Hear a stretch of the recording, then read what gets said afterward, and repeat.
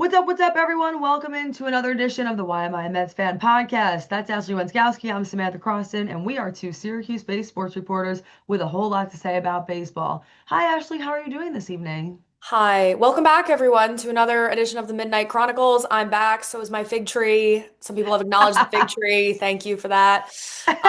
We had to come on here and do a little emergency episode. We will not be doing this for all of the off-season emergencies, but today we do seem to have a little bit of an off-season emergency on our hands. Jeff Passan took it upon himself to write an article entitled Passan's Perfect Off-Season that would not entail Ashley's perfect off-season. So I'm going to take issue with Jeff Passan right now. It was a nightmare.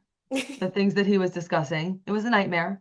Uh, Chief among them, we're discussing Edwin Diaz tonight. This is someone who we really have a special place in our hearts for, and we knew that come this time, this was going to be a problem. And Edwin Diaz, I won't speak for you, Ashley, but I'll just speak for me just to get it out of the way right off the top. To me, this was a must have. Like out of any person who needed to be with the Mets, who needed to come back, to me, Edwin Diaz is an absolute lock. And I would be nothing short of devastated to see him go anywhere else. Nevertheless, there of all Nevertheless, places. the Dodgers. Listen, our Dodgers fans, we love all of you, but if we lose Edwin Diaz to you, I'm telling you, I'm gonna have a meltdown. No, I agree. I think the Mets have more pressing issues. I think starting pitching is a more pressing issue, but I think in terms of returning players who they need to bring back who were already on the team, Edwin Diaz is number one in both of our eyes. And today, as we're alluding to, the internet is sort of ablaze with Edwin Diaz to the Dodgers propaganda, you might say. It's literally propaganda, fake news. Don't believe what you read. No, so in this article, Passan says the team that has everything, the stars, the rings, the money, the sunlight. He didn't write that. The warm I just said that. temperatures, the palm I trees. just, Sorry. it's snowing here right now. Guys, it's snowing on November 11th. Anyway, sorry. The stars, the rings, the money. Doesn't need more. That's not how the Dodgers operate, though. Los Angeles is always hunting for improvements, and this winter they're unlikely to come via a massive financial splash. Let's just stop there for a moment.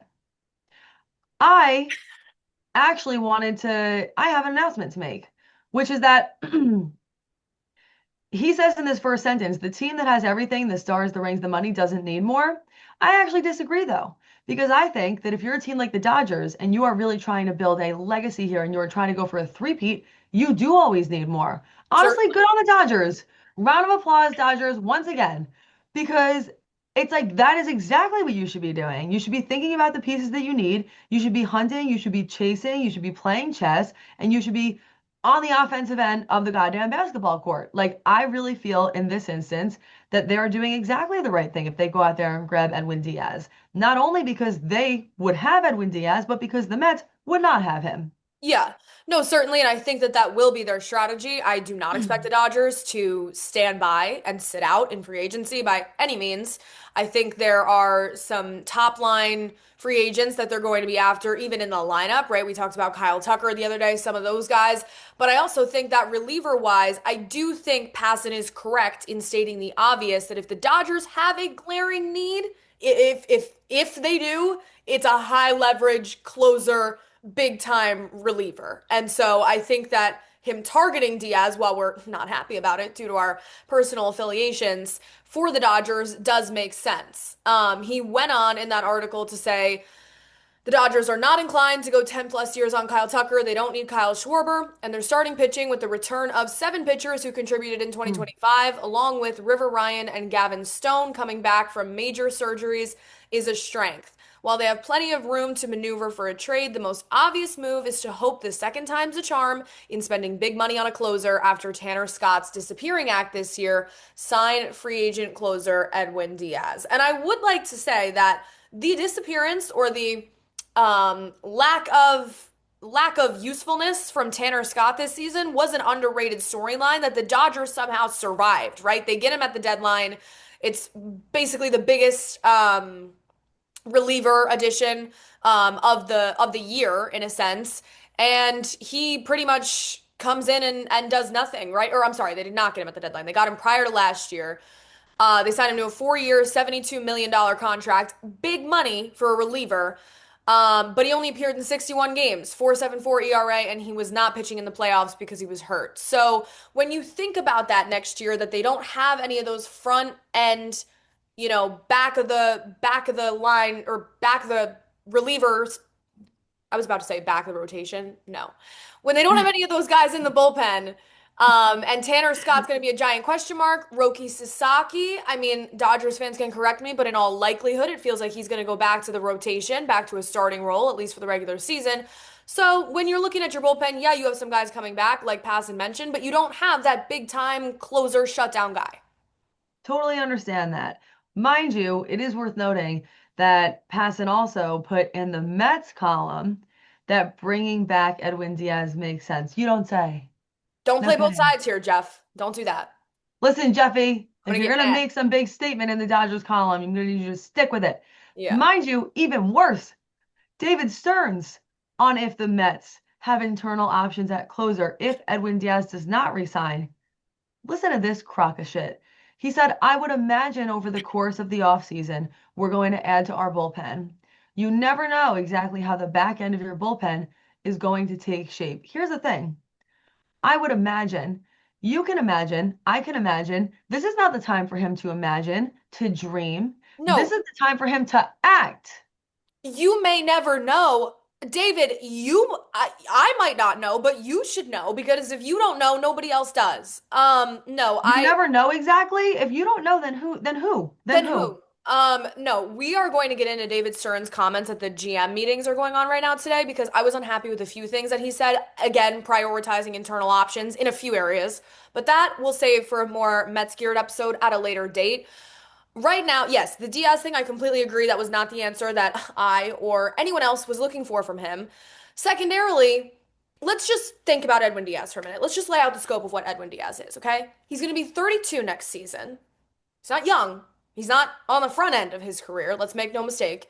He's been in New York since 2019. He started his career with a few years with the Mariners. He opted out of the final 2 years and $38 million of his existing contract next week. He made his third All-Star appearance last year. He was great. He came back. He really did bounce back into peak form after somewhat of a down 2024. I mean, guy had a 1.63 ERA, saved 28 games. Now he's a free agent. I think that you look at a guy like Edwin Diaz, and he's the most sure thing reliever wise that there appears to be on the market this offseason. Because the thing about relievers is they're all unpredictable, right? Even the Edwin Diaz's of the world, that's a guy who I think would be in contention for best closer in baseball right now. Out of his career, he's had 2 or 3 years that you'd look at and really say, wow, those were dominant. Yes, he's often good, but I'm just, my point is, relief pitchers are so fickle that handing any of them a contract of this size, of what Edwin Diaz is going to command, is a risk and not one that you take lightly. But is that you saying that you feel they should re-sign him? Yes. Yes, I want the Mets to re-sign him. Yeah, I'm saying for the Dodgers or for anyone who's doing it though, this is a big chunk of money to allocate to a reliever. Which I get, but it's like that's why if you're the Mets, this is the thing. I don't like that answer from David Stearns, particularly because, like, if not, based on exactly everything you just said, if not Edwin Diaz, then who? Well, right. Right. There's other guys out there this winter. I mean, it almost feels like if the Mets or the Dodgers lose on Diaz, whoever loses that little fight, a guy like Devin Williams, Yankees is going to be on the market. The Mets, you could think about bringing back like a Ryan Helsley. There's a few other guys in free agency that are going to be, I guess you'd say, available, but none of them the caliber of Diaz. And I think that when you're the Mets, don't expect Diaz to give you a hometown discount because I don't think he will. But at the same time, it feels like that's an area that you haven't had to worry about in a few years, other than when he has his moments, aka 2024. So you don't want to lose him, especially to a team in the National League. Helsley, miss me with that. I know. I know.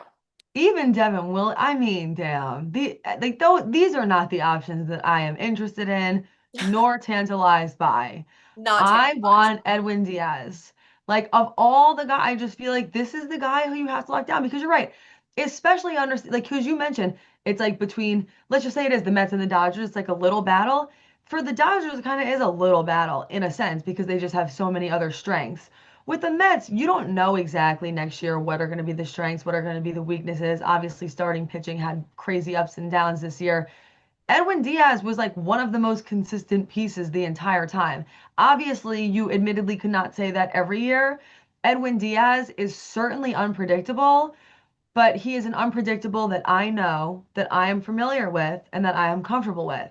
You Not know, to he's mention, family. he's family because he's been on the Mets for 6 years at this point, but not to mention, he knows how to close baseball games in New York, which I know in LA and in other places there's pressure and whatever, but people often talk about the bright lights. Not every free agent is cut out for New York City, and especially that closer role. I mean, look at what Mariano Rivera was able to do and how iconic that was because it was in New York on top of other things. So I guess what I'm saying is Diaz is a proven commodity the not only in baseball but with the Mets, right? If the Mets know that's going to work to some degree, then stick with it. But also, they've had the luxury the past few years of maybe not having the best bullpen in the world, not knowing where those middle relief innings are coming from, those sixth, seventh innings. But you knew at the end of the tunnel, at least there was Edwin Diaz, right? If all else failed, you had Edwin Diaz for the ninth or maybe six outs. And so obviously that's going to be a big area that they either need to bring Diaz back or need to bring in someone else. In terms of money, John Heyman predicted that Diaz would sign a 4-year, $80 million deal in free agency in an article a couple days ago. If he were to eclipse $20 million in average annual value, that would be the most that a reliever has ever made per year. It wouldn't be the biggest contract a reliever has ever signed, but no reliever has ever eclipsed that 20 million per year mark. Will Diaz be the first to do it? That's amazing. Go out there and get your bag, Diaz. Do your thing, man. From the No, Mets. that's great. What'd you say? I said from the Mets, preferably. Well, exactly. So here's the other interesting thing. Ashley has written here some of like the next team odds. You have the Dodgers, also the Yankees in there, Giants, Rangers, and Cubs. Every time I'm seeing Yankees as a potential team that's going to poach someone from the Mets, I'm not interested in that. No, I completely agree. I completely agree. I think another thing to think about with Diaz is he does have a qualifying offer. So that means that if it is the Dodgers or any other team besides the Mets that wants to go out and get him, you lose two draft picks and you lose $1 million in international money. For a team like the Dodgers, especially with multiple Japanese players being posted this offseason, that is valuable to you. Two draft picks, high ones at that, is not just something you overlook. So I think it'll be interesting. I think it all depends on how much the Dodgers feel they really need to make a top of the line, eye-popping addition in the bullpen. I mean, like Alonso, but Diaz even more so, understand something. This man has made a case for himself, okay? And you can expect that there will be suitors coming after Mr. Edwin Diaz. He made his third All-Star appearance in 2025. He had a 1.63 ERA in 62 appearances with the Mets. He saved 28 games, and now he's a free agent. Yeah. Expect to pony up and get your wallets out if you want this guy. But honestly, I just think he's worth it when you look at who else the other options would be. No one, in my opinion, is holding a candle to Edwin Diaz. No, I agree. And to think about it from a Dodgers brain for a minute, which I'm not an expert on and I don't claim to be, so Dodgers fans weigh in. But if you're the Dodgers, like what if Tanner Scott, okay, you have Tanner Scott for 3 more years right now. What if Tanner Scott does bounce back next year and is dominant? We see that from closers all the time. You do have other guys in that bullpen. Like, what are you doing with Tony Gonsolin? What are you doing with half those guys? So I think that obviously this is a very, very early stages of free agency and teams are still kind of, you know, feeling out what they're going to prioritize in these GM meetings this week. But I will say my closing, I don't like where there's smoke, there's fire, and I don't like how much fire is immediately around Diaz and the Dodgers. That's good. Thank you. I I'm here like all night. that. Final thoughts before we get out of here, Diaz or otherwise. Final thoughts. We will see how it shapes up. This is why free agency is so fun. This is why all of this stuff is it's the off season, but it's the best part of the off season because there's so much to track here if you're a baseball fan and interested to see how it goes. This is my final thought. Just wanted to say a quick shout out to Brewers manager Pat Murphy. He just won his second National League Manager of the Year award in a row, Back back to to back. back. Back to back, he pulled this off. Okay. Really exciting stuff for him. He is a Syracuse native, which is why we bring that up. He graduated from Christian Brothers Academy, which is a high school near us. He also went to Lemoyne College, which is a college in this area. Pretty cool for anyone who's in Syracuse. I think a lot of people know that name. Last year, which I believe Ashley covered, he was inducted into the Greater Syracuse Hall of Fame. This guy has been on a run the last few years. And one of our news anchors made a good point tonight. He'd probably give that all away if it meant that he won a World Series, but still, you have to appreciate and feel impressed by the individual accolades that this man has won. That is a great point by one of our news anchors because I was going to say how rare to win it back to back and then how rare to win it in 2 years, neither of which you won a World Series. Yeah, no, I did get the chance to interview Pat Murphy last year and he was a tremendous guy. I think really great that he's from Central New York and what he's been able to do in Milwaukee with the resources that he has there has really been nothing short of exceptional. Remarkable. This has been the Why My Mets Fan podcast. Be sure to like, comment, and most importantly, subscribe. Really helps us out that you do that. Road to 13,000. We're pretty close as it stands now. Thanks so much for joining us. We'll see you back here when the next big thing happens.